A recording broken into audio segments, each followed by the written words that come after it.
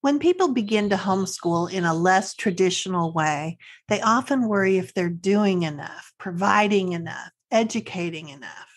Good parents worry about that all the time in non academic ways too. Are we connecting enough?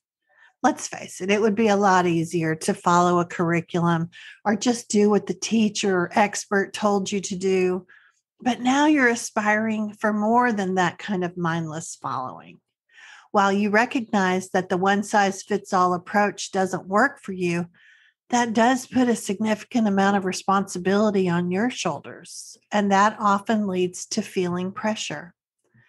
Stepping off the predesigned conventional path can feel loose and lacking in purpose. And yes, it's loose in that the new structure is more flexible and fluid. We won't need to get approval from some powers that be to make adjustments to our day.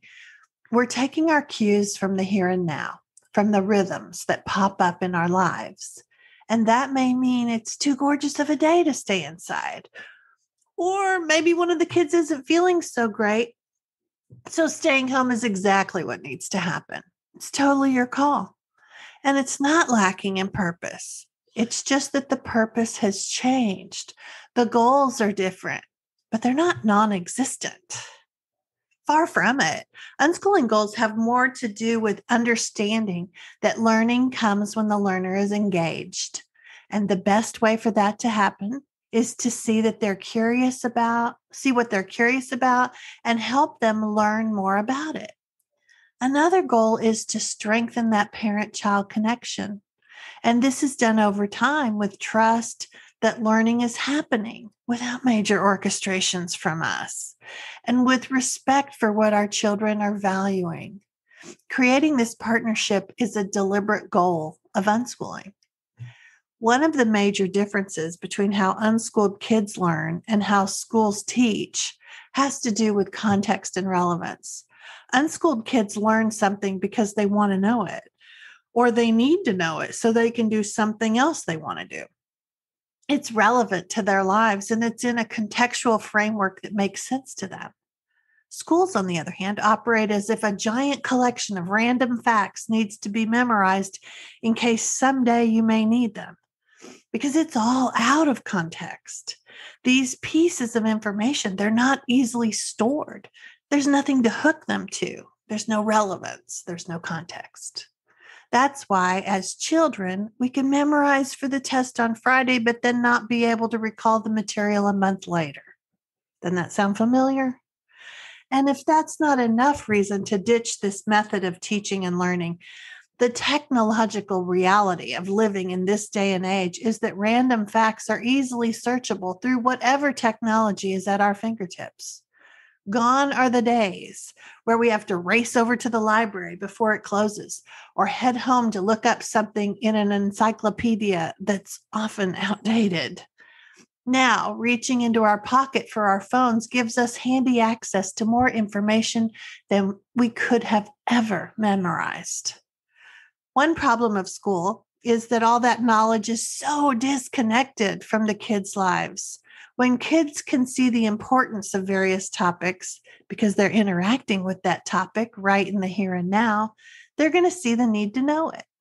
They're actually developing their own unique body of knowledge, and it will be exactly what they need in order to make their next steps. One step leads to another. Unschooled kids end up learning math and history and science because they're naturally curious about the world they live in. Casual conversations can introduce all kinds of random and yet relevant in the moment opportunities to know more about the world. Sometimes the learning will often be the byproduct or almost the side effect of their goal. Maybe it's something they need to learn so they can do that thing they want to do. Often it doesn't look like school subjects, and parents may not even notice it's happening. History will look like stories of interesting people and events from the past. Language arts shows up as they play pretend and work on story and character development. Chatting online and reading directions develops their vocabulary. Science will be discovery and questions and testing theories. Every time they do that, they're using the scientific method.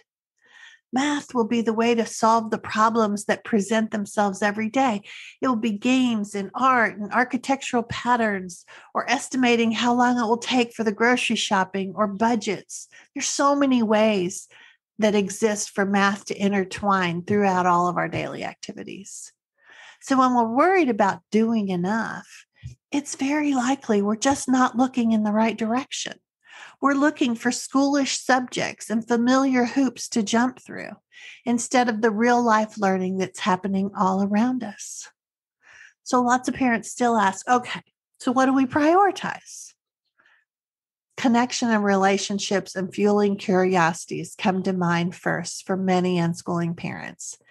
And maybe you have other ideas too. And I'm sure the kids will too. It might help to create a list to help focus on what your kids might need before they move into adulthood. Not a scope and sequence of facts to know. Their phone has whatever they need for that. Instead, it's focusing more on what makes up a good life. And remember, that's going to be unique to every person, and why this unschooling thing is such a personal journey. Things like kindness and compassion, or listening to people when they talk, or stress management, or learning how easy it is to be manipulated by marketing, or what it means to be brave in everyday choices. I have more, but what else would you include on your list? You might not prioritize the same things I have, but talk with the kids about this list and what would they want to add or remove. Sometimes when we're thinking about something, we see opportunities in our path for conversations about the topic, and that may help too. Asking yourself if you're doing enough can be a sign of being a good parent. We all worry about that from time to time, but it's rooted in fear, and that's something we can shift. Maybe it's about reframing and learning more about how unschooling actually works. Our own learning to trust the process takes a little time, and it's not a passive thing that someone can do for us. That's why I always recommend that you gather the information and support that you need to do this kind of reframing in your own head. You have personal baggage to work through, but it's worth it. Just keep reminding yourself that a more joyful life, more connection with the kids, less fear-based decisions, that's what's on the other side of all this personal work. Kids learn what they need to learn when they need to learn it. So hopefully this helps with that age-old question, am I doing enough? Remember, information plus support equals unschooling success.